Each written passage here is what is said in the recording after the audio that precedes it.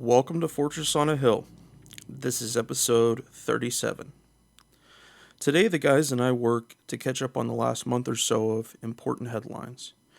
We include recent news about after effects from the Vietnam War, the recent Supreme Court decision banning transgender service members from being recruited, a few national security points on fallout from the government shutdown, the recent capture of an Indian pilot by Pakistani forces, and the substandard military housing investigation that is currently being conducted by several committees in Congress. When I made it to my home place, I found triumph of the will, where once lay a shining city, stood a fortress on a hill.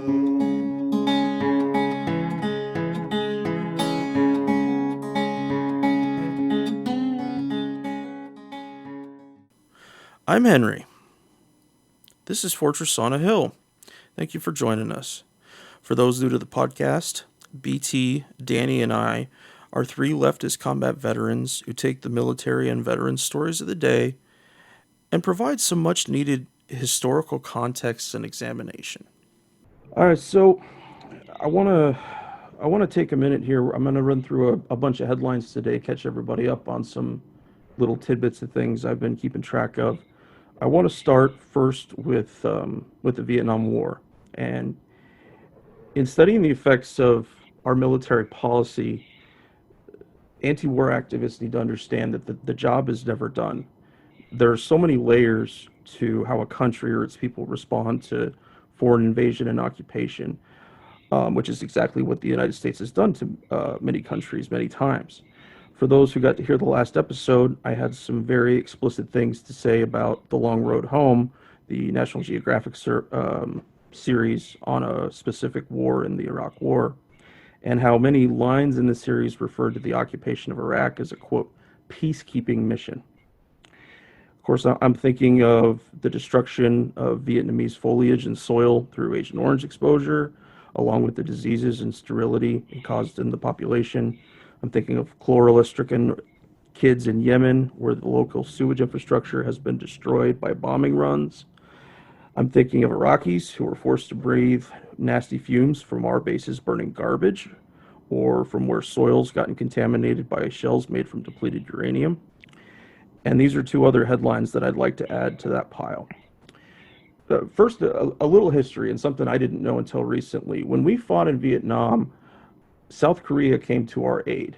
There were approximately 320,000 South Korean soldiers sent to Vietnam between 1964 and 1973. And during their occupation of Vietnam alongside ours, South Korean soldiers raped Vietnamese women in large numbers. In the show notes, I linked to a Reuters article that describes a woman named Tran Thai Nagai, who was repeatedly raped by multiple South Korean soldiers. All right, I got a little clip here to share with you guys. Since President Trump came into office, he has made clear his desire to restrict immigration. His administration has severely limited refugee admissions. It has banned travel from several mainly Muslim countries and detained and deported Central American asylum seekers. Now the administration wants to send back some members of another group that was assumed to be protected from deportation, Vietnamese people who came here in the aftermath of the Vietnam War. The administration first raised this idea last year, then dropped it. Now, though, the Department of Homeland Security says it does want to deport 7,000 convicted criminals, non-U.S. citizens, back to Vietnam. When the proposal first came up, the U.S. ambassador to Vietnam resigned in protest. That former diplomat, Ted Osius, is with us now by phone from Ho Chi Minh City. Ambassador, thank you so much for joining us. It's a real pleasure, Michelle. Thank you. So could you just briefly remind us of when this particular group of people came to the United States and under what circumstances? I'm thinking here, some people may be old enough to remember these pictures of sort of desperate people trying to flee on these rickety boats after the South fell to the communists. So just remind us of that history. Yeah, well, most came between 1975 and 1995. Saigon fell in 75. There were a lot of boat people who left Vietnam at that time and came to the United States. And we were the place of refuge for people who'd fought side by side with us during the war, in many cases, the children of American servicemen, but for the most part, people who were fleeing the regime that had unified Vietnam. And what was the immigration status of these refugees? Well, a lot of them eventually were able to get green cards. Some didn't get green cards because they got messed up with the law or they didn't speak English well enough to get through the process. Some became American citizens, but some did not. And it's the ones who did not become American citizens who seem to be at risk. So the Trump administration says that this group of people. So that's a clip that I'll include with the episode. I need to cut it down to be more specific. I just wanted to give you guys a little taste of it. Tran bore 3 children from her sexual assaults, along with being imprisoned by Vietnamese authorities and accused of, quote, sleeping with the enemy. She described one of her rapists as a man in his full South Korean army uniform, in addition to him being armed at the time. She said she was terrified for her life. But it didn't end there. The next 2 South Korean soldiers made it an ongoing horror that Tran had to suffer through, repeatedly raping her over a period of years. Tran and her children were ostracized from her community in Phu Dien province in central Vietnam, being seen as having consorted with the enemy. This has also happened to Vietnamese children fathered by American troops who were deployed to Vietnam. And Tran is just one of many women who have suffered like this. It's a curious situation that South Korea, in hot pursuit of justice for the suffering that their citizens endured at the hands of the Japanese army during World War II, it's interesting that they've denied giving that same relief to the people of Vietnam. Japan, for its part, has claimed that the 1965 treaty restoring diplomatic ties with South Korea settled all wartime compensation claims. However, activists claim that Japan's apologies have not gone far enough, with South Korean courts declaring that both the treaty and a separate $9 million agreement that funded a foundation for South Korean sexual slavery victims do not prevent victims from seeking reparations from Japan. Now, the second part of this is very much about our president. We allowed a large number of Vietnamese refugees to come here after the war. Translators, people who were in local government, anyone whose life was threatened because they decided to side with us. The Trump administration is working hard to rescind an agreement between the U.S. and Vietnam from 1995 that exempted any refugees from deportation if they were in the U.S. prior to July 12, 1995. The day the U.S. and Vietnam formally reestablished diplomatic relations. It's important to note the tens of thousands of people who came here after the war, and while the Trump administration has mainly wanted to evict those with criminal records, they may find a way to send back non-criminal Vietnamese immigrants. There are people like Tran who have been cut off from ordinary parts of Vietnamese society because they are seen as attached to the American invaders. For the moment, deportations are at a standstill as Vietnam must take back any refugees the U.S. evicts, something Vietnam has so far refused to do. There's someone else I want to mention with this story, and the power of her recent actions is really moving to me. Last October, a woman named Nadia Murad became the first Nobel Peace Prize winner from Iraq. She is a Yazidi activist who was held as a sex slave by ISIS forces, along with about 7,000 other women like her in Iraq.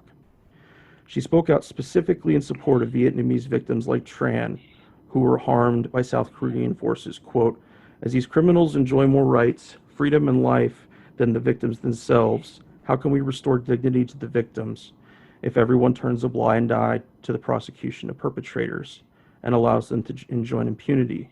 I call upon the international community to hold its responsibilities to protect women from sexual violence in conflict zones. So, my last little note on this, there's a Vietnamese term for the children of people like Tran, whose parentage involved South Korean fathers. It's considered highly derogatory. The term is Lede Han. I've included a link in the show notes to an organization called Justice for Lede Han, which specifically advocates for Vietnamese victims of sex crimes perpetrated by the U.S. and Allied forces. One of the things about the Vietnam War is it never really ended, as you note, in the American collective consciousness and in the Vietnamese and Asian collective consciousness. Whether it's Agent Orange affecting our troops, which we've talked about before on the pod, or these children born of American or South Vietnamese or South Korean fathers, or whether it just be the resentments that continue in Asia. I mean, the Vietnam War is ongoing. It casts a shadow over everything we do. A lot of people don't know what you mentioned, which is that South Korea sent many thousands of troops to fight in Vietnam on our behalf. And in fact, in many cases, the South Koreans were considered some of the most brutal soldiers that the Viet Cong, our purported enemies, were afraid of. They often acted outside of international human rights law. The rapings were one sort of symptom of this, but there were instances where South Korean soldiers were sent to some of the most dangerous areas, or areas where the United States commanders felt that a heavy hand was needed, but that American troops would come under too much media scrutiny in the increasingly anti-war American political landscape. And so therefore, the South Koreans were put there. The only reason South Korea would agree to send soldiers to Vietnam is not because South Korea had any inherent interest in Vietnam being communist or non-communist, but rather because they were counting on the United States to maintain a security backing for them against China and the North Koreans. So this is a way in which American alliance systems actually end up dragging other players into wars that really aren't their fight, but they feel obligated to do so under the umbrella of American security guarantees. Yeah, it is a really curious thing, Danny, to watch that dynamic, that how would conflicts have worked out if the U.S. or others didn't have certain allies, didn't have certain assets. The alliances that Venezuela has right now are the only things that's keeping us from doing much more brutal regime change there, because Russia and China and others are actually doing things for them. Otherwise, it just wouldn't happen. But I think that the biggest reason I wanted to mention this is that in terms of understanding, with all the variety of ways that we damaged Vietnam, we damaged the soil through Agent Orange, and in that way they damaged the people. The addition of the rapes and assaults on Vietnamese people, Vietnamese women over an almost decade-long war.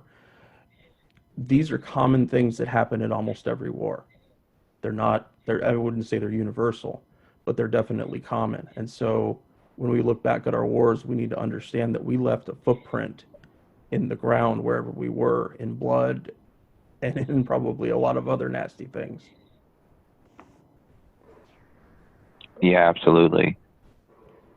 I think it was New Mexico that just signed a lawsuit against, I don't know if it's a branch specifically or just DoD wholesale, for pollution on the state for looking at potential super fun sites of these former military installations that have all of these chemicals have leached into the water supply or into the soil or radiation or whatnot. And, we're going to talk about it later with the housing, but we just see that when it comes to setting up and establishing anything that's in the military, it doesn't seem that it's ever put into the highest regard as far as what are we doing to the environment, what are we doing to the health and the people those that are around us. And I mean, it says something if you look at how we treat our own people in our own country. It leaves very little to the imagination of how we're going to treat somebody that we view as an enemy, or whatever filter somebody wants to put on whoever we're told to look at negatively. I think it's instructive that the recent botched U.S. North Korea summit was held in Vietnam. Obviously, the United States wanted to send a message to North Korea, which is, look, this country, Vietnam, used to be our enemy, but now it is our tacit ally in the region against China. And also this, formerly closed socialist economic system of Vietnam has of late, over the last 2 decades, kind of opened up itself to capitalism, at least in its cities and at least along its coastline. And hopefully North Korea will take a lesson from these two things. Now, I don't think that Kim Jong-un took that lesson. No. I don't think he looks at Vietnam and says, I want to be just like Vietnam. I want to open myself to the world and I want to, loosen the reins of power. I think he looks at Vietnam and says one thing and one thing alone, which is this is the country that the United States, small countries like North Korea, if they hold out and if they refuse to quit, can beat the United States in a protracted conflict. So I think that's the lesson that Kim takes from the Vietnam locale for these summits, rather than the one that the U.S. State Department and presumably the Trump administration wants them to take. And so in that way, Vietnam does continue to cast a shadow on American dealings in Asia. As it should. I think that's it's a horrifying thing, but at least our history is more well known these days. Absolutely. So as we shift west a bit, I think we have to talk briefly about India-Pakistan and the recent uptick in violence and threats between these two nuclear-armed powers. It's a big deal. American political discourse, mainstream media has been obsessed with Venezuela of late in foreign affairs and Michael Cohen and the Trump soap opera in domestic affairs. Right? This is the story. And they're important stories, but what gets lost is the fact that two nuclear-armed nations came to the brink of war over the last couple of weeks. And I'm going to hypothesize that actually, when it comes to the things that should keep policymakers up at night, that should keep American foreign policy experts up at night, there is perhaps no country more than Pakistan which should worry us. Okay, Pakistan, an incredibly fragile semi-democracy with a few hundred nuclear weapons and an enormous Islamist movement or undercurrent that's growing within itself, especially within the military and intelligence communities. So Pakistan meets at night, right? The possibility of a coup in Pakistan perpetrated by Islamist military officers, or the possibility of state fracture under the weight of civil war or insurgency, or even just in the sense of sharing nuclear secrets potentially from Pakistan to groups like Al-Qaeda or the Islamic State or whoever the next iteration is. But so these are the things we should be really worried about, okay? I would argue that American Pakistan policy has been opaque, it has been muddled, and sometimes it's actually been contradictory. But let's look at what happened with India and Pakistan. Okay, first of all, a little small history lesson is required. And the takeaway from this history lesson is the same as, Henry, the takeaway of every history lesson, which is the British fucked the world up long ago, everywhere.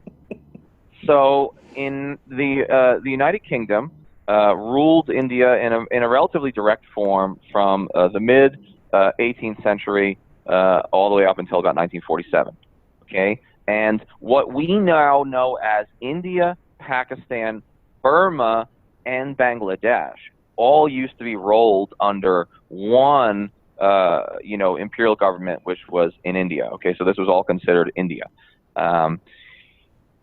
After independence is granted, okay, this is after Gandhi's nonviolent protest movement. There were some violent organizations within India. When the British agreed to leave, economically and politically bankrupt in 1947, the goal of both the British and of Gandhi and his movement was to keep at least the three main parts of the Indian subcontinent, Bangladesh, Pakistan, and India, together as one country. But especially the Muslim minority, which was a sizable minority, decided that they wanted an independent state for Muslims, which was called Pakistan. And of course, at the start of its independence in 1947, Pakistan actually includes Pakistan today and Bangladesh. Okay, it's not until the mid-1960s, early 1970s, when a war breaks out in Bangladesh and Bangladesh gets its independence from Pakistan. Well, here's the deal. Hundreds of thousands, and in fact millions of Indians and Pakistanis, Muslims and Hindus were moved either forcibly or voluntarily from one country to the other, okay, in order to make Pakistan more homogeneously Muslim and India slightly more homogeneously Hindu. And there was a lot of violence when the British left, because the British like to leave a shit sandwich and the locals just kill it out of themselves. And it really was a mess. Since then, India and Pakistan have been mortal enemies. They fought 4 wars, okay, 4 outright shooting wars, and they've remained at war in a low-level sort of proxy setting in the northern mountainous disputed provinces of Jammu and Kashmir, okay, Kashmir being the more well-known province, okay? So both countries claim that they should rule Kashmir, and they have very different reasons for why. The Pakistanis think they should rule it because Kashmir is majority Muslim, okay? And therefore, their presumption is that if they were allowed to vote, they would vote to become part of Pakistan, and that may be true. The Indians, on the other hand, say, hey, no, this was granted to us in the partition treaty, and oh, by the way, we don't care that Kashmir is majority Muslim because we have lots of Muslims, hundreds of millions of Muslims in India, and we are a multi-national, diverse, multi-ethnic, multi-religious society, and it's important to us to remain that way. Okay, so they're at a loggerheads over Kashmir. Pakistan tends to support, fund, and provide safe haven for various insurgent or terrorist groups in Kashmir, depending on your viewpoint. So this latest escalation between the two countries was really brought about by about 40 Indian paramilitary soldiers being killed in a bombing by a Kashmiri insurgent who was probably supported and perhaps even given safe haven in Pakistan. So India, for the first time in 4 decades, bombs Pakistani territory. Okay, sends fighter bombers over, and 2 of them get shot down, and 1 pilot is actually captured by the Pakistanis. Look, this is all a big deal because in the mid-1990s, India and Pakistan both developed nuclear weapons, and you can guess where they're pointed. They're pointed right at each other. India has the stronger economy, the larger economy, and the larger army, but their nuclear deterrents are about equal. Okay, they're about equal. They could both destroy the other pretty well. And this is scary. And it's strange for the United States because the United States is tacitly allied with both of these countries. I mean, don't get me wrong, Pakistan is the ultimate frenemy. You know, lump them in with Israel and Saudi Arabia as our greatest frenemies. You know, Pakistan out of one side of their mouth says they support us and they support the war on terror, and out of the other side of their mouth they give safe haven to Osama bin Laden for over 10 years, you know, so, or for about 10 years. This is a problematic country, and the Pakistan is still the home of the Taliban, and all the Taliban guys that come over seasonally into Kandahar province and killed my soldiers, we know where they wintered. They wintered in Pakistan safely without much pressure from the Pakistani government. So Pakistan is a country that we have a very paradoxical relationship with. It's a very cynical relationship between Washington and Islamabad, or the United States and Pakistan, put another way. India is interesting because they are also a notional American partner. We have a nuclear agreement with them, a nuclear power sharing agreement with India, and we're really hoping that India, with its growing population and its growing economy, will serve as a counterweight to China in the future, to a growing Chinese military and economic behemoth. Well, here's what we found out in this latest episode of the fighters being shot down. India's military is like pretty fucked up. It leaves a lot to be desired. I mean, it's larger than Pakistan's, the economy is growing, but India's military has a lot of antique equipment, okay? A lot of legacy equipment, a lot of problems with over-centralization of bureaucracy, and it's not clear that anytime soon India is going to be able to militarily balance China. That just seems unlikely. And my final point on these two countries and why we should give a shit, okay? This all goes under the category of, Danny, why should we care about India, Pakistan? Well, here's one reason, as if the others weren't important enough. These are both fragile states. Now, Pakistan is a utterly fragile democracy, okay? They've never really had more than a decade and a half of civilian rule. They've had numerous military coups and takeovers of the military government, and it's possible that could happen again, and that's problematic because the military, which used to be a secular institution, has become infested of late during the War on Terror years with Islamist-inspired military officers. Okay, and the intelligence organization, the ISI, their CIA, is littered with Islamists who support the Taliban and sometimes support Al Qaeda. So Pakistan is a country that's barely holding on to its nascent democratic civilian-led government, and at any moment that could fall. And conflict with India is only more likely to empower the military and therefore endanger U.S. interests. To say nothing of the nuclear fallout of an exchange of thermonuclear weapons between these two countries. I mean, they could set off a war that destroys the planet. I mean, that's always probably the primary issue. Now, India doesn't have a history of military coups, and India is, in fact, the largest or the most populated democracy in the world, something they're very proud of. But they're pretty fragile, too. There's a lot of corruption, there's a lot of poverty, and they're ruled by Narendra Modi, who heads up a wildly right-wing, chauvinistic Hindu nationalist party. And again, you know, we look on with caution and some concern as that power, as the power of the BHP, which is, I believe, the name of the party, increases.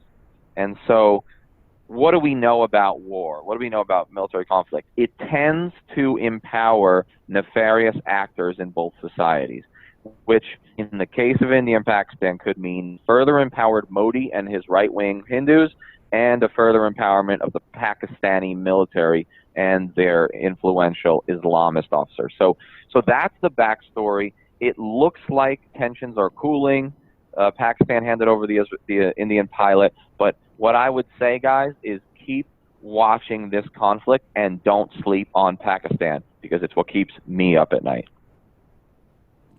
Yeah, I think in all the headlines I've gone through recently, of the dozens and dozens and dozens I've seen about Venezuela, I've seen, I think, 2 that were on India and Pakistan, on the fighter getting captured and the fallout from that. Yeah, it's scary. Yeah, I've seen 1. Yeah. The American people don't know what to be afraid of. I mean, they don't. I mean, they're told by our president to be, and I can say this shit now that I'm retired officially as of February 11th. My first post-retirement show. Hey, look, the American people are so inundated by, you know, threats and told what they should be scared of. They should be scared of Mexicans. They should be scared of black people, you know, and gun violence in Chicago. They should be scared of North Korea. They should be scared of Muslims. You know, I mean, there's so much fear-mongering coming out of the Trump administration that we forget sometimes that there are genuine threats in the world. There are things we should be worried about. But we're so busy with the Trump soap opera or whatever the latest shiny object that Mr. Trump and his administration have us focused on worldwide, we forget the fact that, look, Pakistan is a highly problematic nuclear-armed country that has really been a frenemy across 3 administrations at least, that being George W. Bush, Obama, and Trump. So this isn't a new issue, but it's a really scary one. Danny, do you recall how our policy towards Pakistan changed after we captured Osama bin Laden? You know, it didn't in as meaningful a way as it perhaps should have. Look, I'm not a big conspiracy theorist. You know, I think 9/11 was perpetrated by, 19 guys with box cutters. But I do, I'm not a truther, which I get criticized for from the far left all the time. But here's the deal. It goes beyond reasonable belief to think that no one in the Pakistani government or especially intelligence services realized that Osama bin Laden was living in plain sight about a mile from the gates of its version of West Point, okay, in a major city, not in a mountainous cave in the ungovernable border region between Pakistan and Afghanistan, as was surmised, but rather in a city outside of their military academy. Okay, so it is to me outside the realm of possibility that there weren't at least some actors within the Pakistani government that were supporting this, right, or that were knowledgeable about this and protecting bin Laden. There's no other possibility. Despite their denials, of course. And so one would have thought that post-execution, raid on Osama bin Laden's lair, that the Obama and then the Trump administration would have, played a lot tougher with Pakistan. But we really haven't, They still receive some version of American aid. They're still a tacit ally in the war on terror. I think it's because we're scared to death of them. Not scared of like Pakistan, invading New York City, but afraid of the hair trigger response of an Islamist led government over the nuclear arsenal, afraid that they'll ratchet up support for the Taliban or Al Qaeda, afraid that the state will just collapse, and therefore, who knows who takes over Pakistan and its 150 to 250 nuclear missiles. I think we're scared to death of Pakistan. We don't know what to do, because a thinking administration, like them or not, a thinking administration like the Obama administration didn't really have a good answer. And if the Obama administration didn't have a good answer, I don't think you can expect some sort of rational strategic calculus from the Trump team. I mean, these guys are unhinged. Yeah. I mean, they're right once in a while about like pulling troops out of certain areas, but a fucking broken clock is right twice a day too. So, I mean, it's American Pakistan policy is an absolute muddled affair. It's a mess, and I don't think that the think tanks on the left or the right, the mainstream tanks, I don't think they have Pakistan policy. I really don't, and I'm not, submitting that I have the answers. What I will tell you is it is shocking the degree to which Pakistan has not been held accountable for actions that if any other country did it, I mean, the outcry would be phenomenal within the United States. But Pakistan sort of gets a pass, and I think it's because we're afraid of them and we're afraid of what might happen in that country.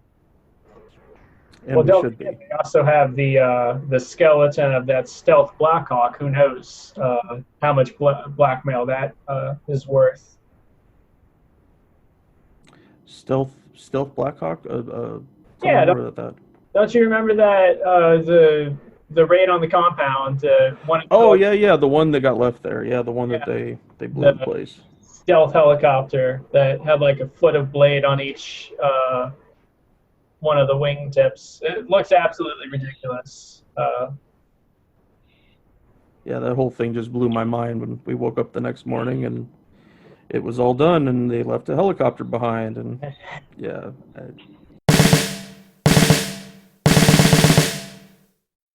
The guys and I love doing the podcast. Being able to share our experiences in the military with allies and supporters means the world to us. But we can't do it all. We need you to share an episode of ours with somebody, anyone who you might think could be affected by it. Young people looking to join the military or parents advocating for one, conscientious citizens who care about the violence the U.S. wages in their name, advocates for women and people of color who understand the harsh environment the military creates for minorities and the violence inflicted by some of those same minorities around the globe, and anyone else you think it might affect. Please share this with them. But sharing our episodes is just one of the many ways you can support the podcast. In addition, there's Patreon, where we're blessed to have an array of wonderful supporters helping BT, Danny, and I pay for some of the podcast expenses. Those who contribute $10 a month or more will be mentioned here as an honorary producer, helping keep you, our listeners, stocked with new episodes. But you don't have to contribute $10 a month to help us. For as little as $1 a month, you can help keep us going, paying for hosting and storage fees, transcribing old and new episodes, promoting and expanding the podcast, and more I'm sure I can't think of right now. So let's bring out our honorary producers, and they are Matthew Ho, Will Arens, Gage Counts, Fahim Shirazi, Henry Zamota, James Higgins, James O'Barr, Adam Bellows, and Eric Phillips. Your contributions are so helpful to us. Thank you all so much. However, if Patreon isn't your style, you can contribute directly to us through PayPal at paypal.me/Fortress on a Hill. Or please check out our store on Teespring. The great Bill Krupinski did an amazing job helping us design our first t-shirt, which you can find at teespring.com/stores/Fortress on a Hill. And if you use the promo code militarism, you get free shipping. $22 for an amazing t-shirt, and you get to support the podcast. And speaking of that, let's get back to the podcast.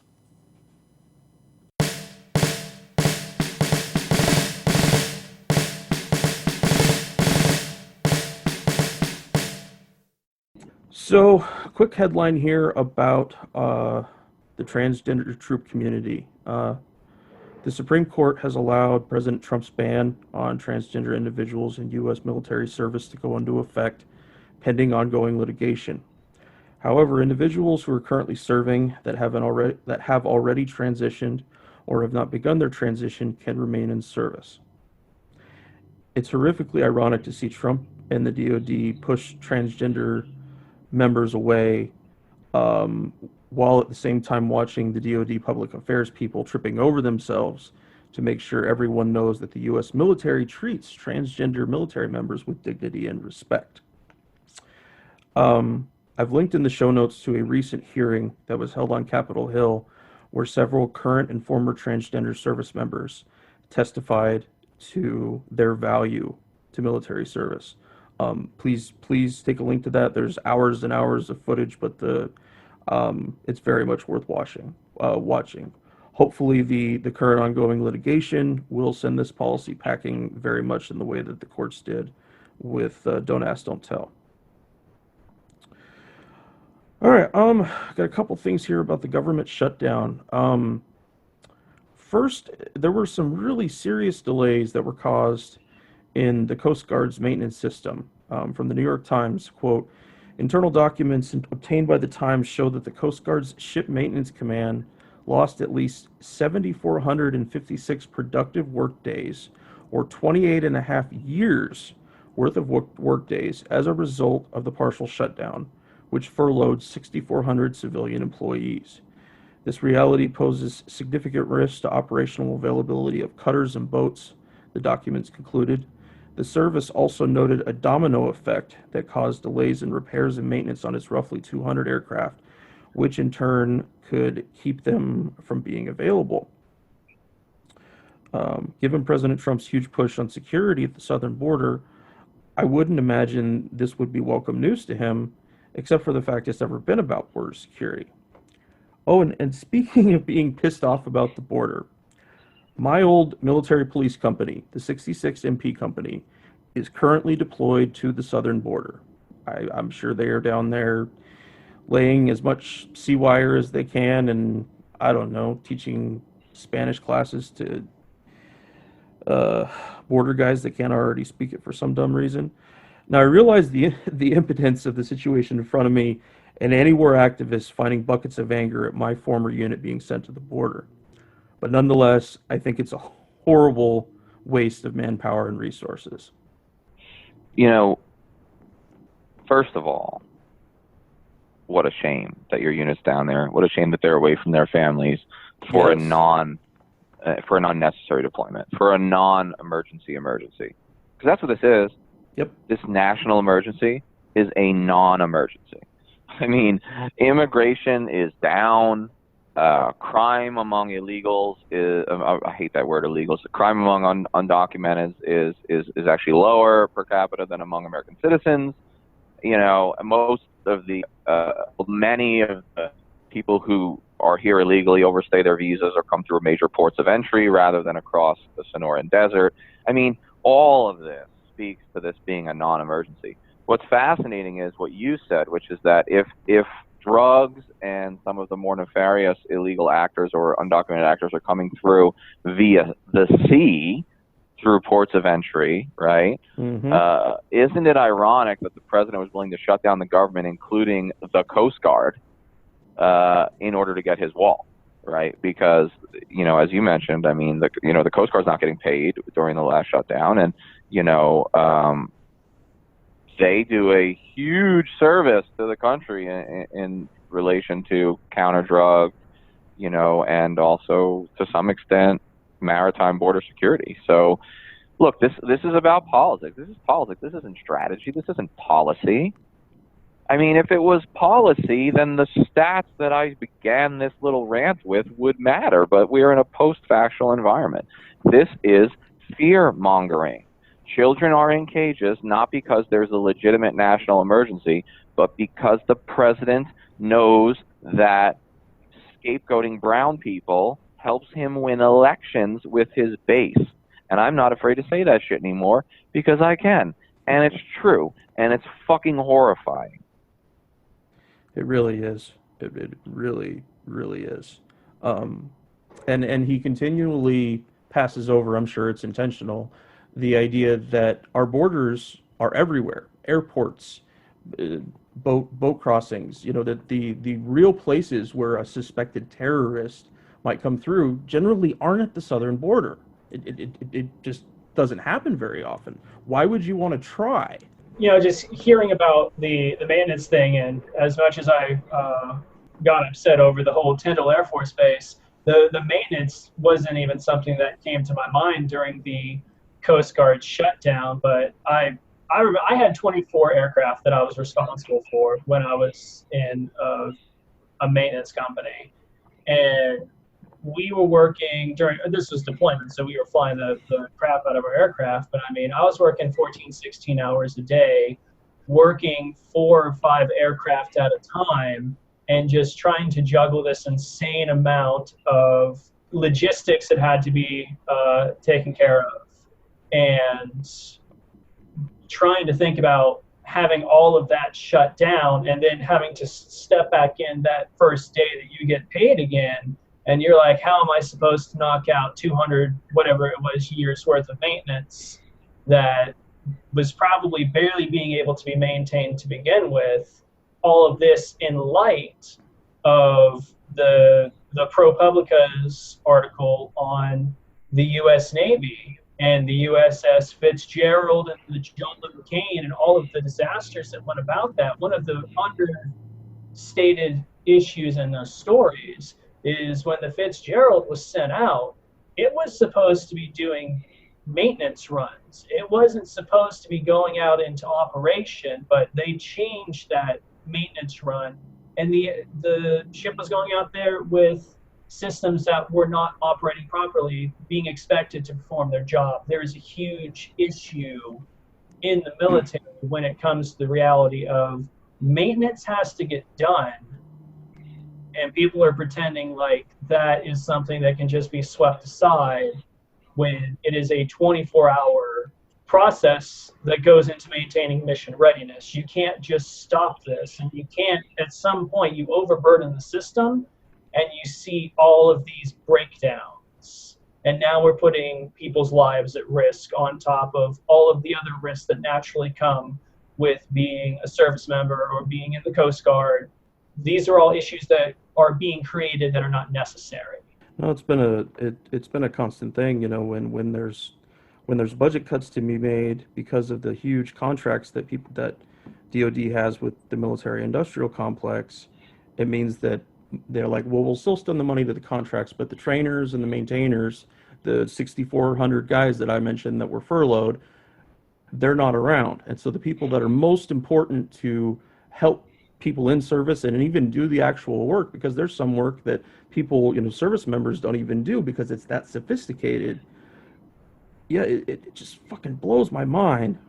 All right, so next on the shutdown list, the quarterly SIGAR report, SIGAR standing for Special Inspector General on Afghan Reconstruction, has been cut down significantly due to the shutdown. Says a quote, and this is from the State Department. Due to the partial government shutdown and the furlough of staff at the Department of State and the U.S. Agency for international development. This report does not contain sections on governance and civil society, humanitarian assistance and development, and stabilization and infrastructure. You would think with the situation in Afghanistan right now, those would be the most important sections. But again, like what you were just talking about, BT, is that it just, they attempt to pretend that it's okay that they keep going. They attempt to pretend that it's okay to send the Fitzgerald that's not fit for duty out to do actual operations. It's okay, it's no big deal that we cut out this super fucking important part of the report that's always there, that's mandated by law. So. And the thing is, CIGAR is like a really important report. Okay, it's like their reports are really important. I think they're quarterly, and they've been telling us for like the 5 or 6 years that they've been mandated by Congress. What they've told us every fucking quarter is the war is failing and it's getting worse. Over and over again, they tell us the same thing, and it's like nobody's listening. But ironically enough, as Trump gets ready to try to pull out of Afghanistan, or at least as he ostensibly appears to be, wanting to pull out of Afghanistan, those reports in some ways should be funded because they're his best friend. Because they make the argument, in a very rational, logical, organized fashion, that the war in Afghanistan is failing. In fact, they've argued essentially that it's already over, that it's past the point of no return. Cutting these sorts of reports to the bone during a shutdown is a big deal. Look, your average American doesn't read the CIGAR report, but I wish that the executive summary of those reports, which is pretty long in and of itself, was mandatory reading for like every school kid in high school, because it would get us out of Afghanistan so much faster if the average American, knew the truth and could contact their congressman after having read one of these reports, or at least the summaries. And I have one more, I was going to say a little headline. It's not little at all, but one more headline attached to the war in Afghanistan, and that the war killed a record number of civilians in 2018. The casualties included 3,804 deaths and 7,189 injuries in fighting between the Afghan government, a U.S.-led coalition of military forces, the Taliban, the Afghan branch of ISIS, and other unidentified militias. More than 32,000 civilians have been killed in Afghanistan in the last decade. That's just since 2009. That's around 10 9/11s for those looking at the math. And that's just deaths in Afghanistan. Yeah, but everyone knows that brown Afghan Muslim civilians aren't as important as American or even European civilians, right? Isn't that the rule? Isn't that what Jesus said? He said, however you treat the least of my people, as long as they're not brown and Muslim, that's how you treat me. That's what the Bible said, right? In Matthew, I believe? Yeah. Garland said it. He said, if your country's got brown people, we'll tell them to watch the fuck out. We'll bum them. If your country is full of brown people. Oh, we like that, don't we? That's our hobby. That's our new job in the world, bombing brown people. Iraq, Panama, Grenada, Libya, you got some brown people in your country, tell them to watch the fuck out, or we'll goddamn bomb them. Well, when's the last white people you can remember that we bombed? Can you remember can you remember any white people we've ever bombed? The Germans, those are the only ones, and that's only because they were trying to cut in on our action. They wanted to dominate the world. Bullshit, that's our fucking job. That's our... Yeah, he did. Oh, the world is so much worse without George Carlin in it. Yeah, I missed that, man. Yeah, so ever so briefly, I want to touch on one of my favorite subjects for those of you who follow my writing, which is Israel-Palestine and the incredible just American favoritism for Israel, the one-sided nature of our, involvement in the purported, what used to be called the peace process, which no one even tries for peace in Palestine anymore. Well, the UN, the United Nations Human Rights Council, again, released a report that again tells us what we already knew, which is that the Israeli military is overly harsh and committing war crimes. This report refers specifically to last year's, and they're ongoing, but especially last year's mostly peaceful Palestinian protests along the Gaza border wall. They are protesting for the right of people to return to their former homes from refugee camps. They are protesting to end the blockade that is literally putting a stranglehold on Gaza and creating what one British politician called the largest open-air prison in the world.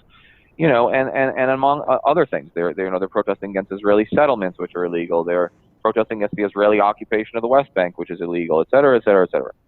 But the UN Human Rights Report found that the Israeli military may well have committed war crimes. They shot and wounded 6,000 Palestinian, almost all unarmed protesters, and they killed about 135 of them, including 35 children and a number of journalists. In fact, the most damning parts of the report, which I've only read the summary, but it's pretty lengthy, that they may have targeted journalists and targeted civilians, and in a few instances even targeted children. Look, one way to understand whether a crime has been committed or whether there was too heavy-handed or too militarist of a response is to look at proportionality.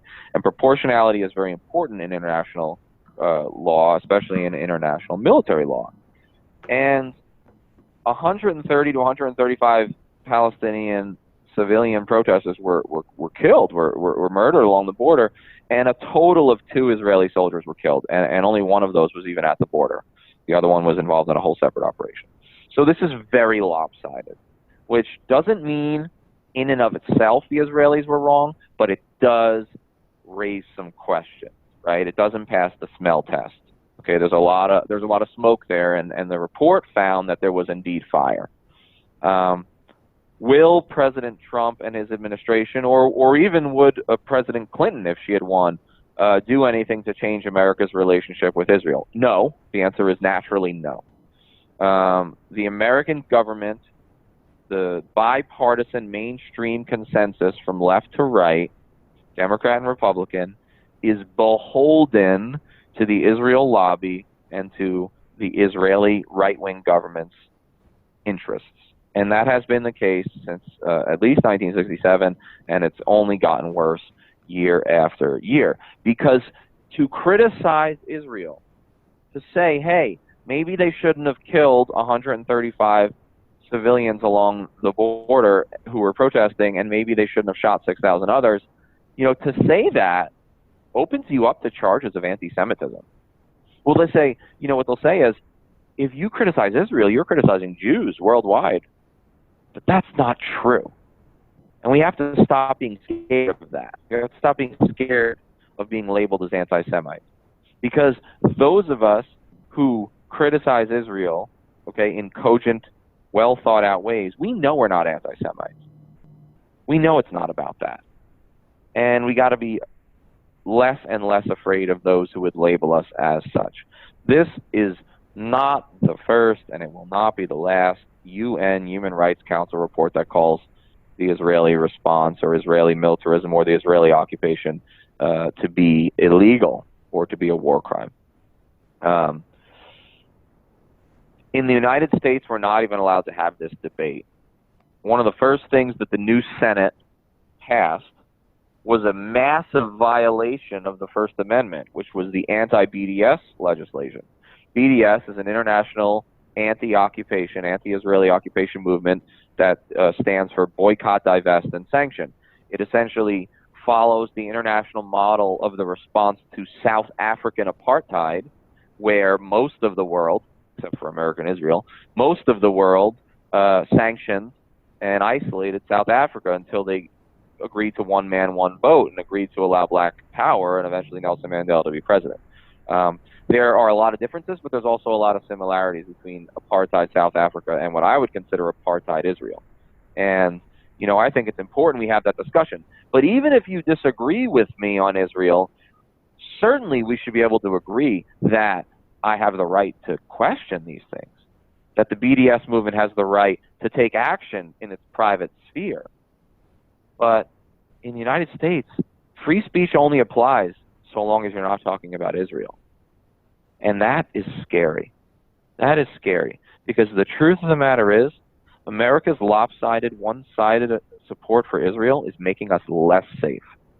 I can't tell you how many Baghdad living rooms and how many Kandahar hovels I went into where these illiterate, usually citizens, had a major, a large picture of the Dome of the Rock in Jerusalem on their wall. They care about Jerusalem. They care about the way the Palestinians are treated. They care about the plight of the Palestinian people. And it makes them angry with the U.S. It doesn't just make them angry with U.S. policy. It makes them angry with all Americans. And it's a recruiting boon for the Islamists. And so, look, this alliance with Israel it's at a point of diminishing returns. Now, none of this is to say that Israel doesn't have a right to exist. It does. And it doesn't mean that Israel doesn't have a right to security. It does. It just means that Israel has to comply with international law like everybody else. There can't be two standards. There can't be one standard of international law for everybody else, and then another standard of international law for the United States and its friends, the Israelis. It's like Israel's like a protected class. They get a whole separate set of rules, and it has to stop. So suffice it to say, this report was damning, and it was shocking even for this relatively numbed soul that's speaking right now. While you've been gone, Danny, the Twitter sphere has been full of bullshit about Representative Ilhan Omar.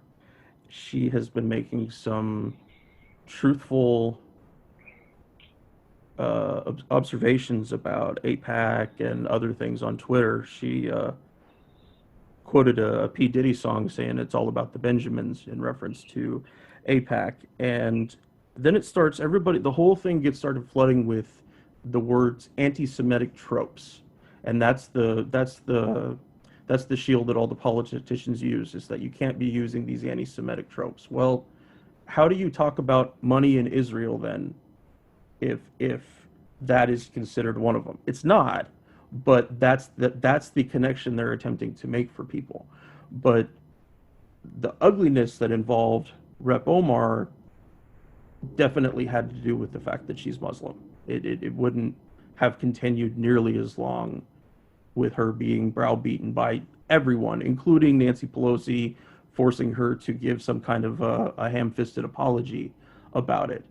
Just so within the party, within the Democratic establishment, that there's some kind of parity, and it fucking blows a hole in my head. It's just ridiculous.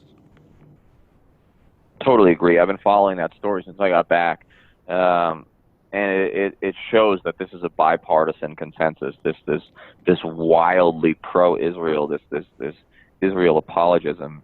I mean, it's as strong in the Democratic Party among the Pelosi's and the Steny Hoyers of the world as it is among the Mitch McConnells and the Paul Ryans of the Republican world. I mean, it's scary. I mean, her freedom of speech is also being, limited to a certain extent. And nothing she said and nothing she tweeted was overtly anti-Semitic. No. And nothing that she tweeted or nothing she said was even untrue. The power of the Israel lobby is extraordinary in Washington, and if nothing proves that more than the response of her detractors. Absolutely. It's just been ugly, and I'm at least grateful there's a community of people that recognizes it for the ugliness that it has.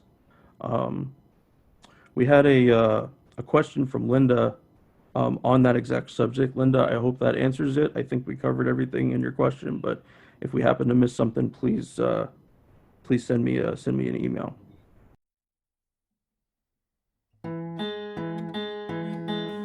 We're on Twitter at Fortress on a Hill, and also at Facebook.com at Fortress on a Hill. You can find our main blog page and our full collection of episodes at www.fortressonahill.com. iTunes, Stitcher, Google Podcasts, Patreon, Spotify. You name it, almost anywhere you listen, we're already waiting for you. And hey, we're always in the market for more Patreon supporters. Please consider becoming a patron at patreon.com. And if you're not into giving us a monthly payment, think about giving us a couple bucks on PayPal. The link is in the show notes. Skepticism is one's best armor. Never forget it. We'll see you next time. Come on, you good people, and listen to my song.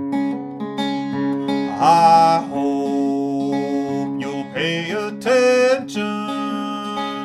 I will not